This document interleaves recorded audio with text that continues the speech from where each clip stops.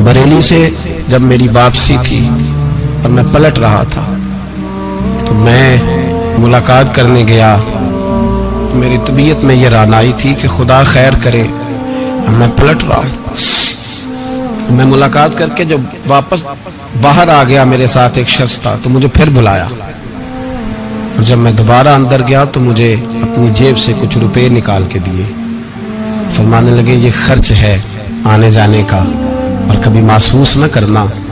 मुझे वो सब लोगों के बीच में देते तो मेरे लिए एजाज था, लेकिन मेरे जैसे गरीब को नवाजना भी और उसकी इज्जत का भी ख्याल करना, ये मकाम, ये रंग, मेरे पास करोड़ों बातें हैं, बल्कि मैं साफ कहूंगा कि उन्हीं की महफिल सवारता हूँ। चिराग मेरा है रात उनकी, मैं उन्हीं के मतलब की कह रहा हूँ। जुबान मेरी है बात उनकी। लोग अपने अब्बे की गद्दी पे बैठ के बड़े लोग होते हैं, लेकिन मैंने बताया कि मेरे अब्बा जी किसान थे, किसी बड़ी गद्दी से ताल्लुक नहीं। मैं किसी जमात में कभी नहीं गया, कोई सहारा नहीं लिया। मस्जिद भी वो है जहां जब मैं आया था तो 3 लोग नमाज के लिए होते थे, तो कभी तीसरा ढूंढना पड़ता था। जितने जलवे, जितनी रानाइयां, जितना हुस्न, जितनी ताजगियां, और मेरे अजीजों के चेहरों पर ये जो नूरानियत का हुस्न आपको नजर आता है ना, ये मेरे हजरत की होंठ से निकली हुई सिर्फ एक दुआ का सदका है, सिर्फ एक दुआ का सदका है, सिर्फ एक दुआ का सदका। दोस्तों, ध्यानदारी से कहता हूं, मस्जिद में बैठा हूं इस वक्त, अगर वो वाली सीरत जो किताबों में हम वलियों की पढ़ते हैं, वो अगर किसी शख्स में पाई जाती है तो वो मेरे शेख में पाई जाती है, मेरे हजरत में। अभी आप जब आए, लोग कहते हैं आपकी आखिरी मुलाकात कब हुई, तो मैं कहता हूँ आखिरी हुई नहीं, कभी ना कभी होगी। ये कैसे हो सकता है? माली दा कम पानी देना, फल पक्के होन या कच्चे, पीर मुरीदां दे सिर ते रहिंदा है, वो झूठे होन या सच्चे। हमारी तो मुलाकात आखिरी की, हम तो जन्नत में भी इकट्ठे रहेंगे, उनके कदमों में रहेंगे, और हम अल्लाह से दुआ मांगते हो जन्नत मेरे किस कारी जिथे यार नजर ना आवे, ओ दोज़ख मैनू लख बहिश्तां जिथे सोना आवे जावे, तो वहां भी इकट्ठे होंगे। मैं अभी आखिरी दफा जब गया तो ये अजीज़म अबरार भी मेरे साथ थे, इजाजत ही 2 लोगों को मिली वहां तक जाने की, आप कराची तशरीफ फरमाते, तो मेरे साथ थे। 2 घंटे हम बैठे रहे, बेखबर हो जो गुलामों से वाक़ा क्या। 6, 7, 8 घंटे इंतजार करना पड़ा, शिकन भी नहीं आया। निका जी कहते हैं उसे बिठाओ बिठाओ, तो बंदा किसी जगह का अपने आप को कुत्ता भी कहे, तो कुत्ते तो बेचारे सारी दिहाड़ी बाहर भी नौकरी कर जाते हैं, ये भी नहीं कहते मैंने अंदर आना है, वो तो कभी कहते ही नहीं। उन्होंने कभी कहा है बंदा सग भी कहलाए और फिर वो ड्यूटी भी और तरह की करे, नवाबों जैसी ड्यूटी करना और बात दरवेशी और गुलामी की करना, ये कैसे? 2 बातें तो नहीं होती, बात तो एक होती है। दुनिया खसमा दी वेचन अजाब वसन भाग जाग जाते हो ना गोलियां ने। कई घंटे इंतजार किया तो कई लोग आए, हजरत कब आएंगे, चले गए। कई आए तो वहां एक मौलाना बूढ़े बैठे थे, मौलाना इसराइल उनका नाम था, तो मुझे कहने लगे मौलाना आपने नहीं जाना? मैंने कहा जी हमने कहाँ जाना है, हम तो यहाँ रहने के लिए आए हैं। जब उनकी 1-2 शख्स ने थोड़ी सी मेरे ऊपर तनकीद की नजर भी डाली कि ये कब से आया है, तो कुछ होता तो मुलाकात ना होती, और हम हैं भी नहीं, हम कुछ भी नहीं। हमारा तो 4थे दर्जे के नौकरों में नाम आ जाए तो बड़ी बात है। 4थे दर्जे के नौकर, नौकरों को भी किस में होती है ना, एक सेक्रेटरी होता है, एक चौकीदार होता है, उनके पास भी चाबियां वाबियां होती हैं, एक बार वाला होता है, एक 4थे 5वें दर्जे का नौकर होता है जिसको कभी कभी बताया जाता है चल गाड़ी धो दे, चल तू आ जा। हम तो 4थे दर्जे के नौकर बनने को भी भाई बड़े तैयार है और ईमानदारी से तैयार है, वो रख ले बस मेहरबानी। तो हजरत बैठे रहे, देर हो गई, थक जाता हूं, थक गया, बात आगे निकल गई।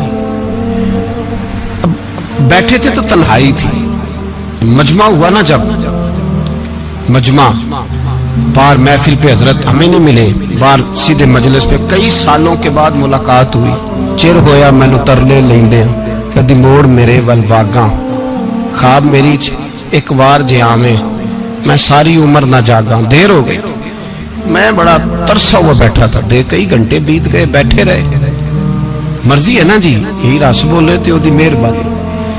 तो देर के बाद जब वहां पहुंचे ना, اسٹیج پہ سامنے حضرت کے پاس، حضرت سٹیج پہ آ گئے تو میری طبیعت ہے کہ میں جب اپنے شیخ کے پاس بیٹھتا تھا تو سب سے پیچھے بیٹھنے کی کوشش کرتا تھا، اس لیے کہ بڑھ بڑھ کے آگے ہونا کمال نہیں، کوئی پکڑ کے آگے کرے تو پھر بھی تھوڑی سی نوکری قبول ہونے کی بات سمجھو۔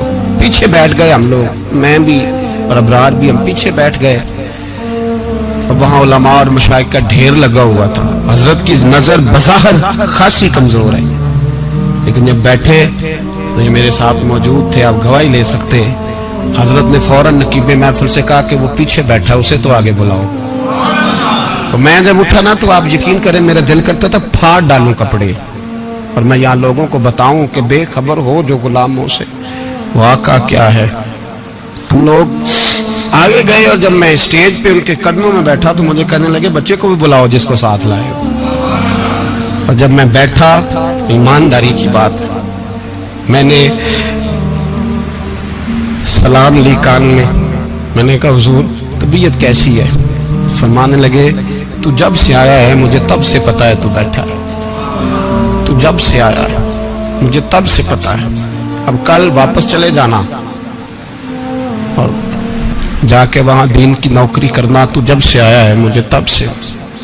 مجھے فرمانے لگے کہ تو جب سے آیا ہے نا مجھے تب سے پتا ہے، جاؤ نوکری کرو۔ اور ایک جملہ کبھی نہیں بھولتا، فرمانے لگے میں تو تمہارے ساتھ ہی ہوتا ہوں، بس بات ختم ہو گئی، معاملات حل ہو گئے۔ باتیں بڑی ہیں جو کروں تو کیا کروں، کہو تو راز حیات کہہ دوں، حقیقت کائنات کہہ دوں، وہ بات کہہ دوں جو پتھروں کے دلوں کو بھی پاش پاش کر دوں۔ مجھے ایک شخص کہنے لگا ہر اسٹیج پہ چھائے ہوئے نظر آتے ہو۔ میں نے کہا کیا کروں، سب سے پیچھے بیٹھا ہوتا ہوں، سب سے پیچھے، لیکن وقت کا غوث اٹھا کے جس کو اسٹیج پہ بٹھائے اسے پیچھے کون بٹھا سکتا ہے؟ ہم وہ جڑیاں گڈیاں اپنی اڈیاں، ہم نے ان کی زندگی میں رانائی دیکھی ہے، غریب پروری دیکھی ہے۔ میں اتنا بڑا نذرانہ نہیں کبھی ان کو دے سکا، میں کسان کا بیٹا ہوں، میں تو ابھی 9th کلاس میں تھا، میرے ابا جی پردہ کر گئے تھے، میں نے بڑی غربت میں وقت گزارا ہے، لیکن مجھے ان کے ارب اور کھرب پتی مرید ہیں۔ کھرب وہاں لوگ کروڑوں روپیہ لے کے لائنوں میں کھڑے ہوتے ہیں، میں غریب باپ کا بیٹا اور مستعار زندگی، لیکن میں نے انہیں عزت دیتے دیکھا ہے، میں نے دیکھا ہے وہ قریب بلانے والے، وہ پیار کرنے والے، میں نے ان کی غریب، لوگ کہتے ہیں میرا پیر غریب نواز ہے، اور قسم اللہ کی میرا پیر غریب نواز ہے۔ میں نے غریب نوازی دیکھی ہے، میں نے وہ رنگ دیکھا ہے، میں نے وہ جلوہ دیکھا ہے، ان کے نرگسی ہونٹ جب کبھی کبھی میرے پیشانی کا بوسہ لیتے تو مجھے یوں لگتا ہے کہ اللہ نے جتنی خوشبو دنیا میں رکھی تھی میرے شیخ نے ساری میرے وجود کے اندر اڈیل دی۔